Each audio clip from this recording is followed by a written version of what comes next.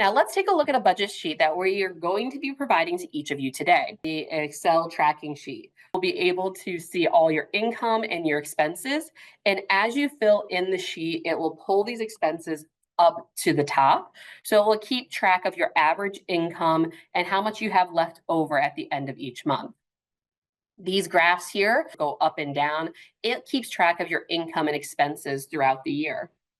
Now, as we were discussing, income is the most important part of any budget. This top section is your income section. Next is your savings expense section. This is where you can track some of those long-term goals in your emergency fund. You can plan for retirement in here. If you have someone who's you're going to be sending to college in the future, you could also save for educational funds in this section.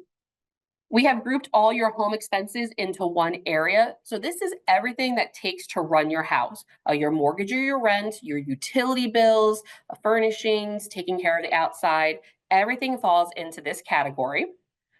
Next we consider is our daily living. These are things like your groceries, your clothing, if you like to eat out or you like to go to the barber every couple of weeks. This is the section where you fill all those in.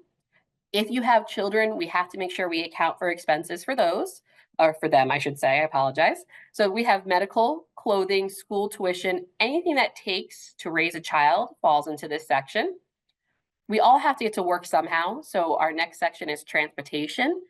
You could have a car where there's a vehicle payment. We take that into consideration here, and fuel. Now, when you go to the doctors, you always have medical copays, or maybe you had to get medications. That falls into our health section here. Next is our insurance, auto insurance if you have that car. If your employer does not offer a health insurance and you're paying for private insurance, you can add that in here. And same thing with your home and rental. Now, let's say you're currently in college and you need to save for some expenses for education. We have your tuition, books, and other lessons in here. And this could be that you're currently active in school, or maybe you're going in the next few years. You could also be an individual who likes to give monetarily to the community. We have a section for you to be able to track your gifts and charity contributions. Our obligation section is for your student loans, credit card debt, alimony, child support. If you own your own business and you have to pay your own taxes, that could also go in this section. We do take into consideration that a lot of people do work for themselves. So we have a section for business expenses. That way you can track what is used for personal use and what is going towards your business. We all like to be entertained. So this next section takes into consideration all those different types of entertainments. Maybe you're a gamer, so we have a section where you can put that in. Or maybe you like to travel the world and you like to save up. We have our vacation and travel. But anything that you use for entertainment would fall into this section here. If you have a fur baby, we didn't forget about them. We have our pet section here where it takes into food, medical, and toys and supplies.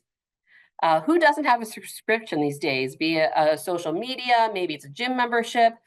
We have that section here for you to keep track of those.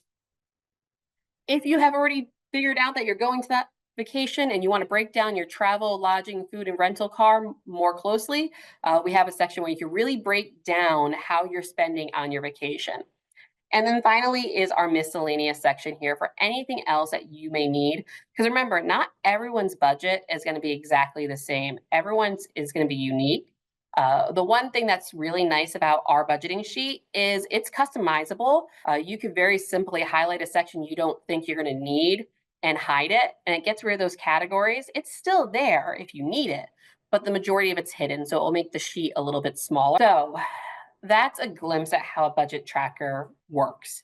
As I said, it's a very live and living thing, and everything's going to be very unique to you and how you like to track and spend money.